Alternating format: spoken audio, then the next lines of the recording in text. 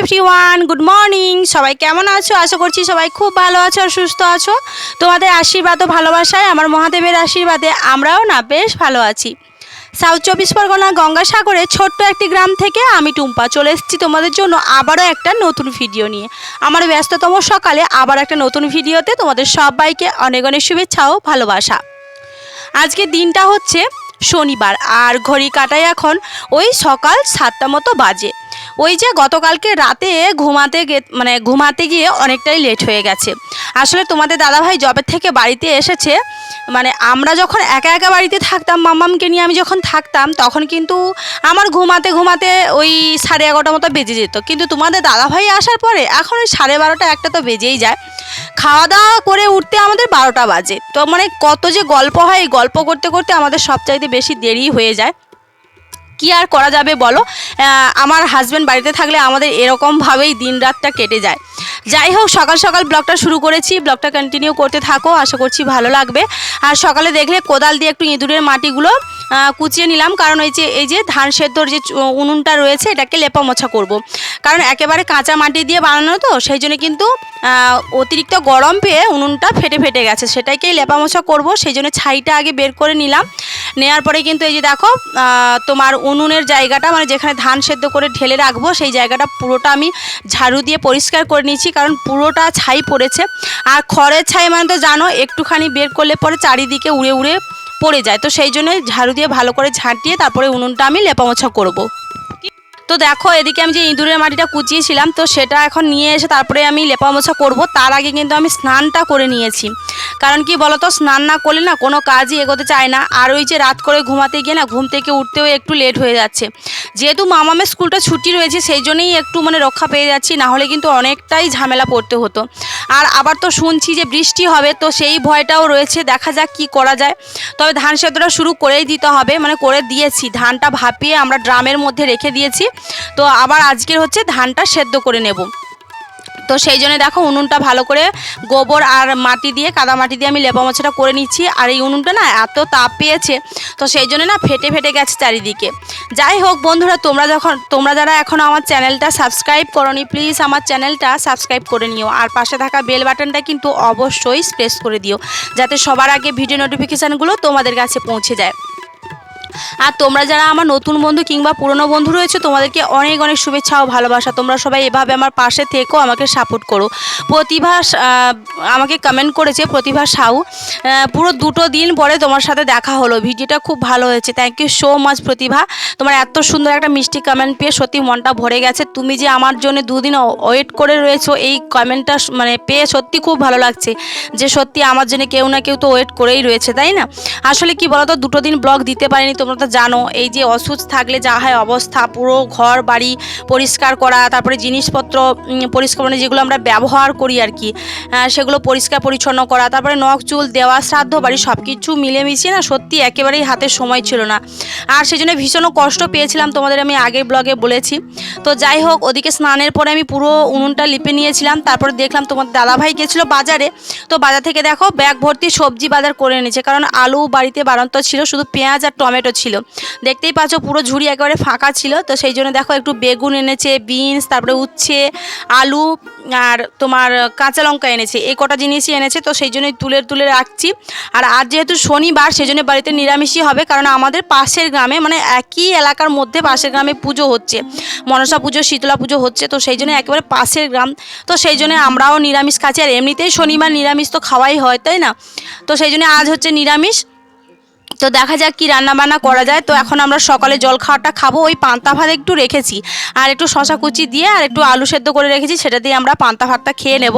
তারপরে দুপুরে রান্নাটা বসিয়েছিলাম। তো দেখো, দুপুরে রান্না আমার হয়ে গেছে। তো রান্নাটা আমি তোমাদের সাথে শেয়ার করে নিই। একটু আলু আর আদা জিরে আর টমেটো দিয়ে একটা আলুর পাতলা করে ঝোল করেছি। এখানে চিকনি শাক, আলু আর চিকনি শাক আর বেগুন আলু দিয়ে চচ্চড়ি আর বিনস ভাজা। তো রান্নাবান্না করে সারা রান্নাঘরটা আমি ঝাড় দিয়ে নিয়েছি, দিয়ে বাসন কোসন যা ধোয়া মোছা ছিল সেগুলো করে নিয়ে এসে দেখো তোমাদের দাদাভাই আর মাম্মাম শোনা গেছে স্নানে, ওরা স্নান করছে, মাম্মামের জন্য গরম জল করে দিয়েছি। আর মেয়েটা না সত্যি বারবার চোখ জড়িয়ে জড়িয়ে যাচ্ছে, সকালবেলা ঘুম থেকে উঠবে না চোখটা জড়িয়ে যায়। কি করব বলো তো, তোমরা যদি কেউ জেনে থাকো অবশ্যই আমাকে কমেন্টে জানিও যে চোখটা জড়িয়ে গেলে বাচ্চাদের কি করতে হয়। আর মাম্মামকে ওই জন্য গরম জল করে দিয়েছি, আর এমনিতে তো সারা শীতকাল মাম্মাম গরম জলেই স্নান করে, আর তোমার দাদাভাইও স্নান করছে। এদিকে দেখো সবার জন্য আমি খাবারটা রেডি করে নিচ্ছি, আর রাজারানীকে দেখতেই পাচ্ছ আসন দখল করার জন্য একেবারে তোড়জোড় শুরু করে দিয়েছে। তো যাই হোক চলো, এখন বাজে ওই দুপুর 2টো মতো। তো খাওয়া দাওয়ার পরে আমরা কিন্তু একটুখানি রেস্ট নেব, নিয়ে কিন্তু একটু খড় নিয়ে আসার আছে অন্যের বাড়ির থেকে, নিয়ে এসে ধানটা আবার সেদ্ধ করা শুরু করব। ফাইনালি দেখো খাওয়া দাওয়ার পরে একটু রেস্ট নিয়ে যে দেখো কতগুলো খড় নিয়ে এসেছি লোকের বাড়ির থেকে, এগুলো অবশ্যই কেনা হয়েছে। তো এই ভিডিওটা আর ক্যাপচার করা হয়নি, কারণ খড় বা আমার তো জানো কতটা ঝামেলার কাজ, আর ফোনটাও নিয়ে যাওয়া হয়নি।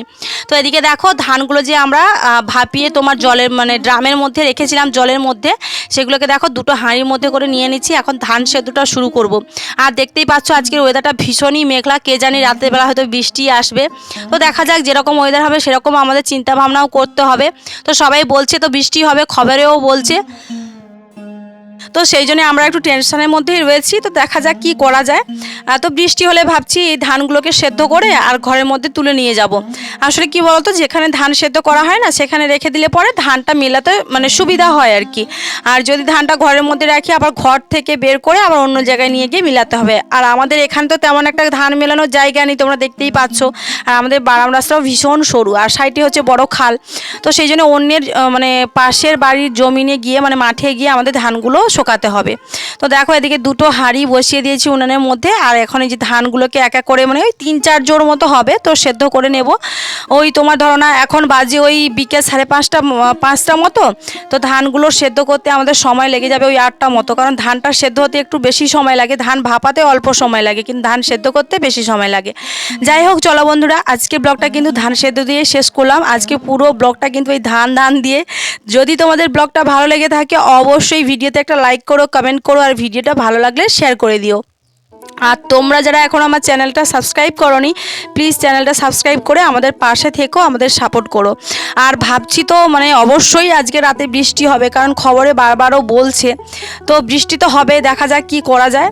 তো অবশ্যই ধানগুলো সেদ্ধ করে ঘরের মধ্যেই নিয়ে যাব। তো চলো আজকের ব্লগটা এই যে ধান সেদ্ধ আমাদের শুরু হয়ে গেছে, আর তোমাদের দাদা ভাইও কিন্তু দেখো এই যে বসে বসে জ্বালানি দিচ্ছে, কারণ আমি এই যে ঘর দুয়ার তারপরে উঠোন সব কিছু ঝাঁটফাট দিলাম, আর তারপরে সন্ধে প্রদীপও জ্বালবো, আর রাতে রান্নাও রয়েছে। ভাবছি আজকের একটু সেদ্ধ ভাত করব, তো সেই জন্যে আমি একটু দৌড়ে দৌড়ে কাজগুলো করে নিচ্ছি, আর টাইমের জলটাও ধরলাম। আর ওই জন্য তোমাদের দাদা ভাই দেখো এই যে উনানে একটু জাল দিয়ে দিচ্ছে, কারণ খড় জাল তো সেই জন্য কোনো কিছু অসুবিধাই হয় না। আর মামাম সোনা এই যে বসে রয়েছে আর সারাক্ষণ দুষ্টুমি বদমাইশি করছে। কি করি বলো তো, ও তো বাচ্চা মানুষ, আমাদের মানে এই সমস্ত কাজকর্ম বোঝে না, ওদের শুধু একটাই কাজ, শুধু দুষ্টামি করা। তো বন্ধুরা তোমরা যারা এখন আমার ব্লগগুলো দেখছো না, গতকালকে একটা ব্লগ দিয়েছি, প্লিজ তোমরা ব্লগটা দেখে নিও, আর অবশ্যই ভিডিওতে লাইক কমেন্ট শেয়ার করো। আর আজকে ব্লগও তোমরা দেখো, কারণ 3 দিন ধরে আমি ব্লগ ভিডিও দিতে পারিনি, সেই জন্য তোমরা ভীষণ হয়তো অনেকেই অভিমান করেছো জানি না, অবশ্যই কমেন্ট করো, তাহলে বুঝতেই পারবো তোমাদের কাদের কাদের অভিমান হয়েছে। তো যাই হোক চলো, এখন এই যে ধানটা সেদ্ধ হয়ে গেছে কিনা দেখছি, জানো তো, কারণ ধানের মুখটা না ফাটলে পরে ধানটা তো আর নামানো যাবে না। তো সেই জন্য ধানগুলোকে বারবার করে মানে হাঁড়ির মধ্যে দেখছি যে ধানটা সেদ্ধ হয়ে গেছে কিনা। ধানটা সেদ্ধ হয়ে এসছে। তো এখন এই যে আমি আর তোমাদের দাদাভাই দুজন দুই সাইডে ধরবো হাঁড়িগুলো। মানে এমনি তোমার ঠান্ডা হাঁড়ি আমি নিয়ে আসতে পারি, কিন্তু এই যে গরম হাঁড়ি না কোথায় লেগে টেকে যাবে পায়েটায়, সেই জন্য দুজন মিলে ধরে এই যে দেখো ধানটাকে এখন উল্টে দেবো, মানে হাঁড়িটাকে উল্টে দেবো। দিলে পরে এখানেই ধানটা এখন রাখবো সেদ্ধ করে, তারপরে সন্ধেবেলা দেখা যাক ওয়েদার কেমন হয়, তারপরে ঘরের মধ্যে নিয়ে যাব।